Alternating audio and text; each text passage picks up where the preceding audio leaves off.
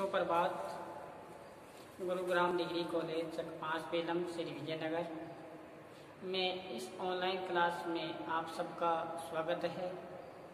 BA part second Hindi साहित्य के अंतर्गत रीतिकालीन काव्य में हम कवि पद्माकर पढ़ रहे थे। पद्माकर का जो काव्य है उस पर अध्ययन कर रहे थे, ऋतु वर्णन।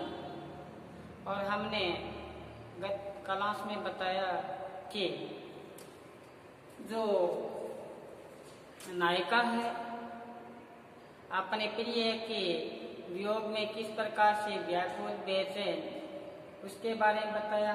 फिर क्या कहा कि आपो ही आप उलझी रहे, आपो ही आप उलझी रहे या आपो ही आप रूसी रहे, कब हो आपो आप मनावे। अपने आप ही नाराज रहना, कभी अपने आप को मनाना, ये उन्माद की स्थिति के बारे में नायिका का यहाँ पे वियोग वर्णन में हमने वर्णन किया कि कभी अपने आप ही वो नाराज होती है, कभी अपने आप को मना लेती है, कभी चित्र को देखकर श्री कृष्ण को मान लेती है, उससे बातें करना शुरू कर देती है, और कभी उस वन की ओर दौड़ती है जहाँ पे श्री कृष्ण जी से उनका क्या हुआ, संयोग में मुलाकात हुई थी, ये बताया उसमें। और साथ साथ में ये भी बताया कि जैसे कि उनके जो श्री कृष्ण जी के आगमन पर वहाँ की जो बरसाना की सखियां हैं, राधा की जो सखियां हैं, किस प्रकार से उनका रूप सौंदर्य देखने के लिए उत्सुकता के साथ घर से बाहर निकलकर या अपने घर के छज्जों पर बैठकर निहारती है और एक टक्की के साथ श्री कृष्ण जी को देखती है, ये भी हमने चर्चा की इस पे। और आगे बताया कि आगे बात की कि आपो आप रूसी रहे, कभी आपको आप मनावे। और अब आगे हम चर्चा करेंगे कि ऐसी न देखी सजने गने बाढ़त जात वियोग की बाधा। तो साथ साथ में अपने बोर्ड पे अंकित करते जाएंगे और साथ साथ में आप भी अपने रजिस्टर में उतारते जाएं। तब मुख्य एग्जाम आएगा, तब ये व्याख्या सह प्रश्न व्याख्या पूछी जाएगी, तब अपने किसी प्रकार की बाधा न आए, इसलिए हम साथ साथ में सह प्रश्न व्याख्या करते जाएंगे। और जिस पर ज्यादा व्याख्या पे बल दिया जाता है तो समझ लो कि वो आपके मुख्य एग्जाम में आएगी। आपने जो आपके मुख्य एग्जाम में 5 व्याख्या पूछी जाएगी, 7 व्याख्या आएगी जिसमें 5 अपने को करनी है, 500 ही अपने को मौखिक आनी चाहिए, ऐसा अपने आप को पूर्ण रूप कर लो। तो चले आगे हम शुरू करते हैं। देखो कि ऐसी ने देखी सुनी सजनी, ऐसी ने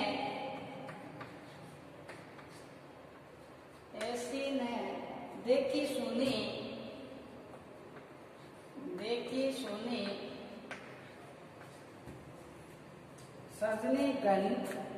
सजनी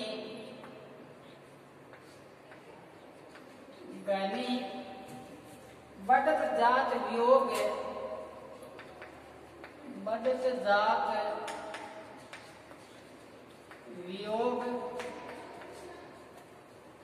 की बाधा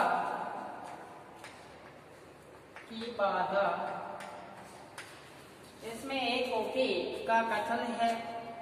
गोपी का कथन क्या है कि वो ब्रज से राधा के पास जाती है, अपनी सखी राधा को बताती है श्री कृष्ण जी के बारे में।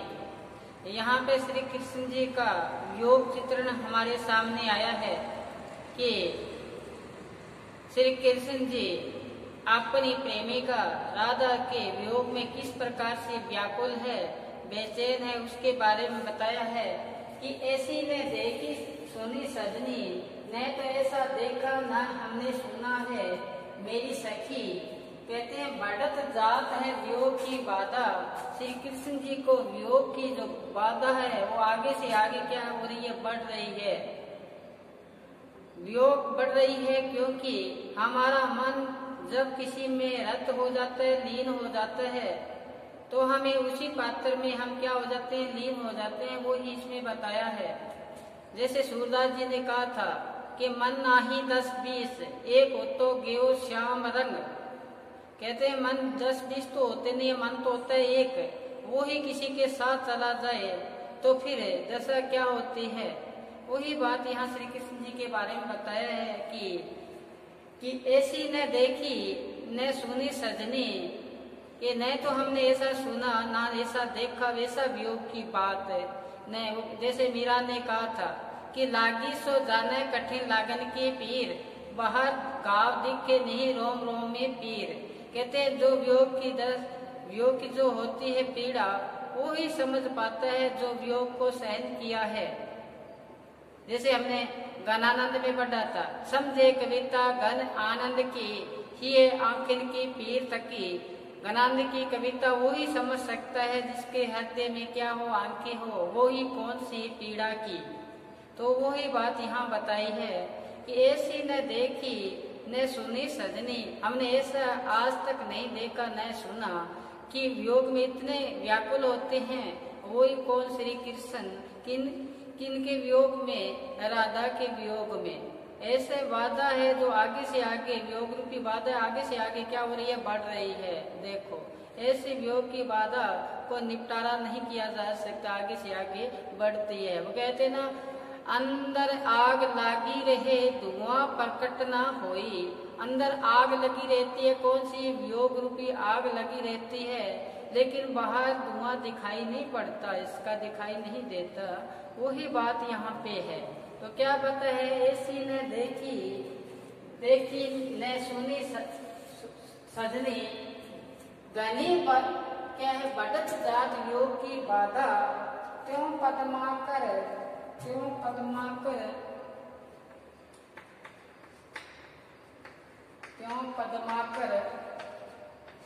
आगे देखो, मोहन को क्यों पदमाकर, मोहन को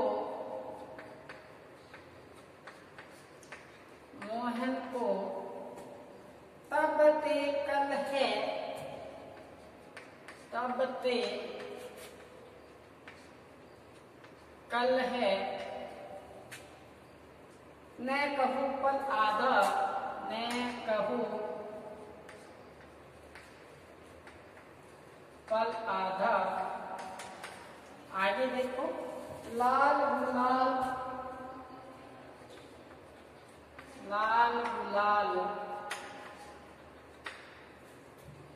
गला घल, लाल गुलाल गला घल से दृढ़ ठोकर दे, से दृढ़ ठोकर दे,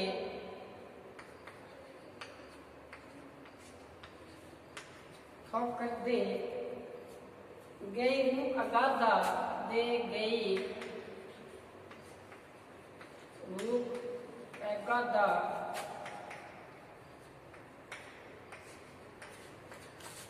आगे देखो, के गई के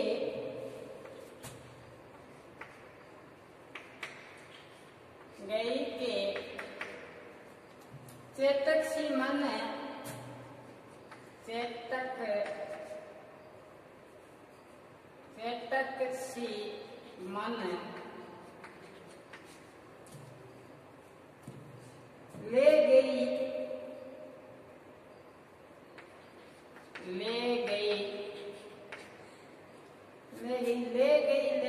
राधा,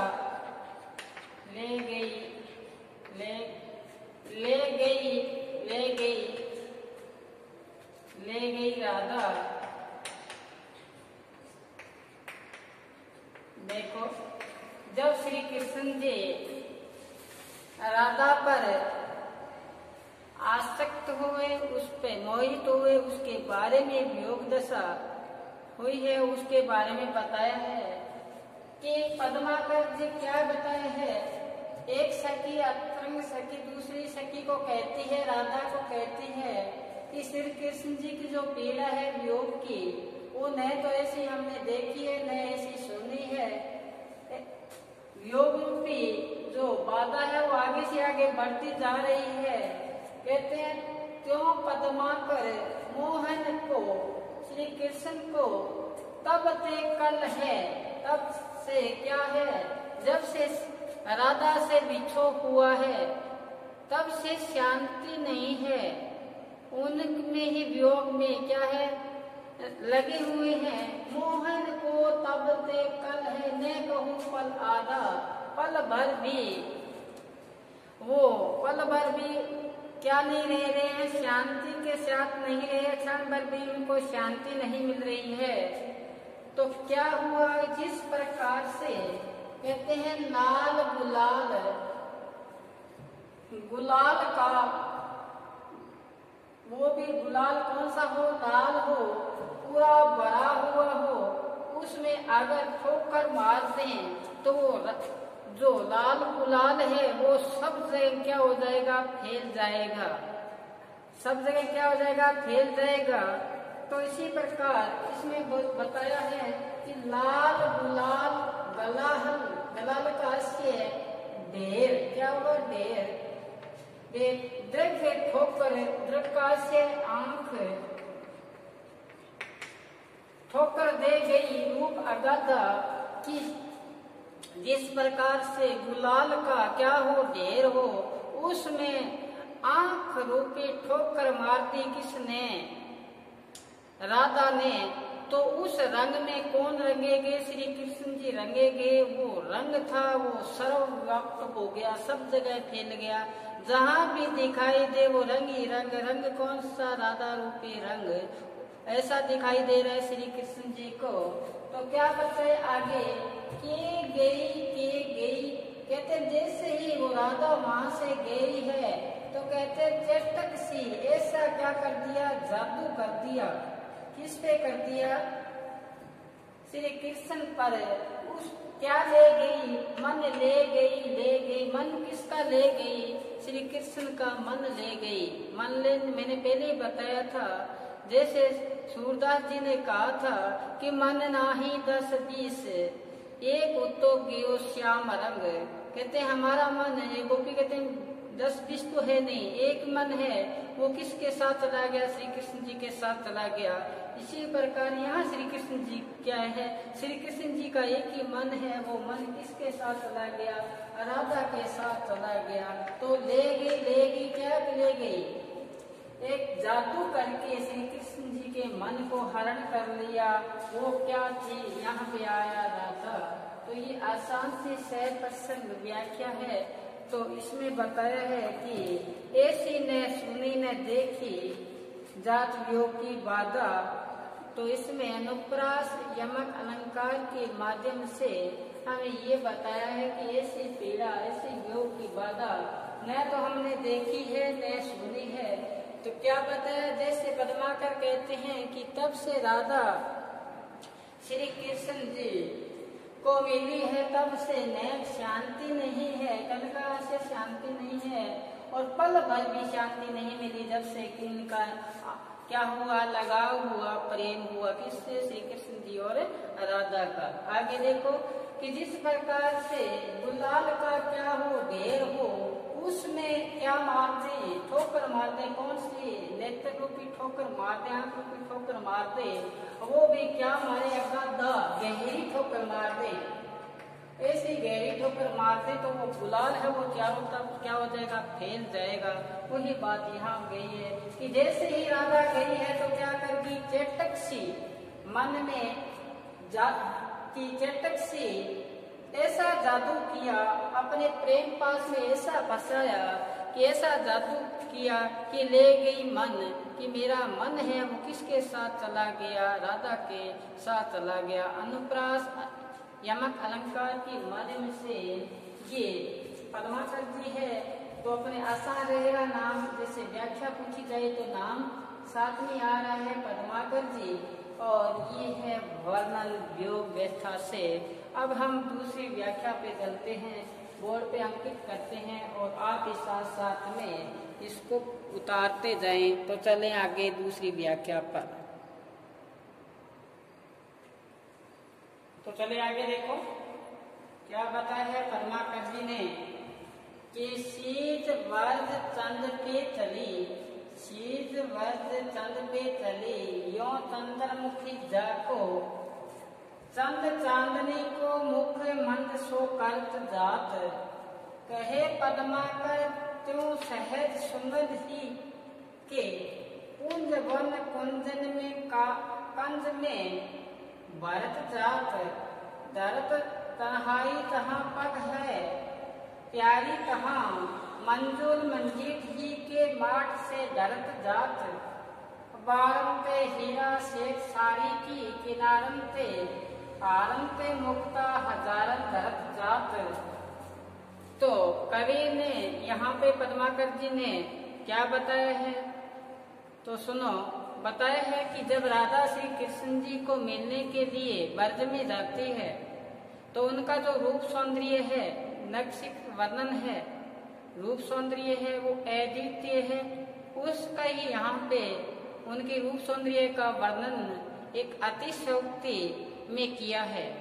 क्या बताया है कि जैसे ही राधा श्री कृष्ण जी से मिलने जाती है, बरचंद पे चली, बरचंद का श्री कृष्ण जी के लिए आया है, बरच का जो चंद्रमा है श्री कृष्ण जी को चली है मिलने, चंद्रमुख जाको, उनका जो मुख है, राधा का जो मुख है वो कैसा है, चंद्रमा के समान सुंदर है।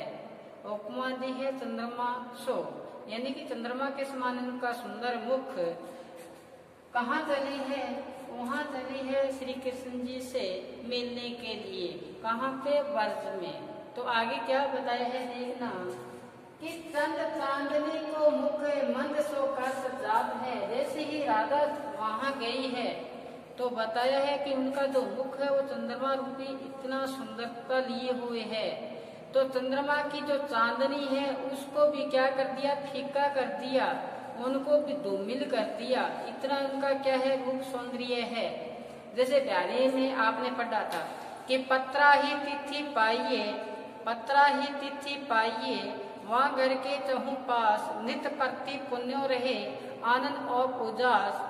तो अब देखो कि नायिका का रूप सौंदर्य ऐसा हो कि वहाँ पे अपने को पंचांग खोलने की आवश्यकता पड़ जाए कि आज पूर्णिमा है, क्योंकि जिस घर में वो नायिका रहती है उस घर में सदैव भी क्या रहती है, नित्य प्रति पुण्यो रहे, उस घर में क्या रहती है, पूर्णिमा व्याप्त रहती है। तो ये तो यहाँ पे राधा का वर्णन है। तो कवि ने बताया है कि वो चंद चांदनी को मुख, चंद चांदनी रूपी उनका चंद्रमा रूपी उनका जो मुख है वो चंद्रमा की चांदनी को क्या करता जा रहा है, मद सो कर जाता है, फीका कर रहा है। किसकी, चंद्रमा की रोशनी चांदनी को क्या कर रहा है, उनका रूप सौंदर्य फीका कर रहा है। ऐसा उनका रूप सौंदर्य है किसका, राधा का। तो आगे चले, अब आगे कहते हैं पद्माकर जी कहे पद्माकर त्यों सहज सुगंध ही के। कहते हैं कि पद्माकर जी कवि यहाँ पे बता रही हैं कि राधा का जो शरीर है उसमें से व्याप्त जो सुगंध है वो कैसी है, उसके बारे में बताया है। कहते हैं कहे पद्माकर सहज सुगंध ही के।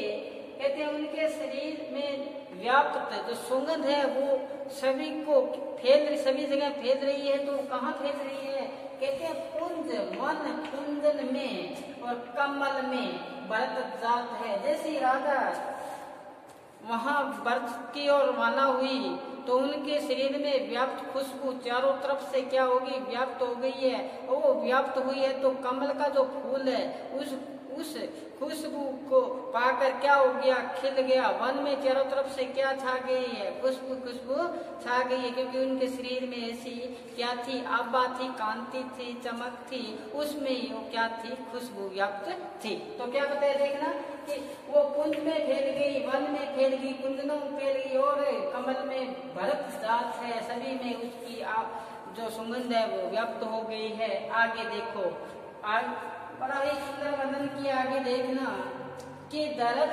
तहाई पग, जहाँ राधा अपने पैर रखती है, जहाँ जहाँ अपने पैर को उठाकर रखती है प्यारी, तहाँ वो प्यारी राधा जहाँ जहाँ अपने पैर को उठाया आगे रखा तो क्या प्रक्रिया हुई उसमें बताते हैं पद्माकर जी। देखना कि मंजुल मजेठ ही के माठ सुंदर, मंजुल का आशय सुंदरता दिए हुए, मंजेठ रूपी गड़ा को धरत जात है। जिस प्रकार से मंजेठ का आशय लाल रंग से है यहाँ, तो बताया है कि जिस प्रकार से मंजेठ के गड़े को क्या कर दिया हो, रख दिया हो आगे से आगे, ऐसा बताया। जिस या ऐसे कह लो कि राधा के पैरों में क्या लगी हुई थी, महावर लगी हुई थी। तो यही बात इसमें बताइए कि जहाँ जहाँ पैर रखती है तो ऐसा लगता है कि मस्जिद के क्या रख दिए, गड़े रख दिए हो। देखो अतिशयोक्ति अलंकार में उनकी जो पैर है वो क्या लिए हुए हैं, एडिया है वो लालिमा लिए हुए हैं, जिनके पैरों के जो चिन्ह है वो क्या है, दिखाई दे रहे हैं जहाँ जहाँ पैर रख रही है। और जैसे बिहारी में हमने पढ़ा था कि एक नायिका की महावर लगाने के लिए नायन आके पास में बैठती है तो उसको भ्रम हो जाता है। भ्रांतिमान अलंकार के माध्यम से बताया था, भ्रम हो जाता है कौन सा, कि बार बार उस एडी को दबा रही है, देख रही है कि मैं महावर कहाँ लगाऊं, क्योंकि इनकी एडी तो पहले से क्या है, लाल है। तो उसको भ्रम, यही बात यहाँ पर बताई है कि इनकी जो पैर है, पैर जहाँ पैर रखा तो मस्जिद के क्या गड़े को क्या कर दिया है, उबेल दिया हो। लाल रंग, ही लाल रंग से क्या बन रहे हैं, चिन्ह बन रहे हैं। आगे चलते अब जो पेन रखा है उसके बारे में बताया है। बारन थे हीरा श्वेत साड़ी की किनारन थे, जिसने राधा ने जो साड़ी पहन रखी है उसमें क्या है, हीरे मोती है। वो कहाँ लगे हुए हैं, किनारन थे, किनारों पे लगे हुए हैं। तो कहते हारन थे मुक्ता, वो जो हार है वो मोतियों के हैं, हजारों हैं, जैसे ऐसे लग रहे हैं जरते हैं, यानी गिर रहे हैं। साड़ी जैसी पहन रखी है, किनारों पे जो हार है मोतियों के, वो जैसे ही ऐसा लग रहा है जैसे धरती पर क्या हो रहे हो, व्याप्त हो रहे हो, इधर उधर से क्या हो रहे हो, जड़ रहे हो। ऐसे खूबसूरती का वर्णन यहाँ पे किया गया है कि पद्माकर त्यो सहज सुगंध ही के कुंज वन कुंजन में कल में बरक जात है। तो आगे देखो कि दर्द जहाँ पग है प्यारी तहाँ, जहाँ जहाँ पैर रखती है तो क्या बताए, मंजुल मस्जिद ही के माट दरत जात है। जिस प्रकार से क्या बताया कि जहाँ जहाँ पैर रखे तो ऐसा लगा मस्जिद के गड़े क्या लुढ़कने लगे हो, गड़े ही मस्जिद के क्या लुढ़कने लगे हो। मस्जिद का से लाल रंग से है। और आगे बताया है कि बारन ते हीरा, कहते हैं कि उनकी जो साड़ी के किनारे हिलने से हीरों का हार है वो मोती है वो झलकना शुरू हुआ। ऐसा लगता है कि मोती की जो चमक है वो सितारों के साथ जिल क्या बताए, जिल मिला रहे हो। छाती पे हार है, मोती की चमक रहे थे। हारन से मुक्ता हजारन जात है, उनकी जो हार है वो छाती पे क्या हो रहा है, विराजमान हो रहा है, जो क्या है, सुंदर लग रहा है। ये उनका रूप सौंदर्य बताया है। देखो कि जैसे ही राधा श्री कृष्ण से मिलने के लिए गए हैं, उनका मुख है वो चंद्रमा की मुख है। तो कहते हैं चंद्रमा की जो चांदनी है उसको क्या कर दिया, फीका कर दिया। मंत्र सो का जात है, फीका कर दिया। अब आगे पद्माकर जी कहते हैं कि उनके शरीर में ऐसी खुशबू व्याप्त है जो सभी में क्या भर रही है, खुशबू भर रही है। कुंज में भी, बराकों में भी, और कमल का फूल है, उनकी खुशबू को पाकर ही क्या होता है, प्रफुल्लित होता है। इतने जहाँ जहाँ पैर रखती है वो प्यारी राधा, तो कहते हैं मंजुल मस्जिद ही के जैसे गढ़ों को क्या कर दिया, उडेल दिया हो। और क्या बताया, पालते हीरे साड़ी किनारन थे। वेशभूषा के बारे में बता दिया, साड़ी जो पहन रखी है, गले में जो हार धारण कर रखा है उसके बारे में बता दिया। तो अतिशयोक्ति अलंकार के माध्यम से कवि ने यहाँ भाव बताया है। मस्जिद के ही माठ देखो अतिशयोक्ति के साथ राधा का रूप सौंदर्य वर्णन किया है मजीद ही के माठ। तो ये यहाँ आपको सप्रसंग व्याख्या ऐसे पूछे तो ऐसा वर्णन कर देना अच्छी तरह से। ये जैसे श्री कृष्ण जी से मिलने के लिए वह राधा कहाँ चली है, श्री कृष्ण जी ब्रज में, तो उनका रूप सौंदर्य सामने उभर के आया है। तो आज बस इतना ही। घर पर रहें, सुरक्षित रहें और पढ़ते रहें। फिर हम हाजिर होंगे कल। पद्माकर जी के अन्य पद है उन पर सप्रसंग व्याख्या करेंगे। तब तक आप घर पर रहें, सुरक्षित रहें। साथ साथ में अपना जो देह है, उद्देश्य है, उसको कभी भूलना नहीं है। पढ़ते रहिए, पढ़ते रहिए। धन्यवाद।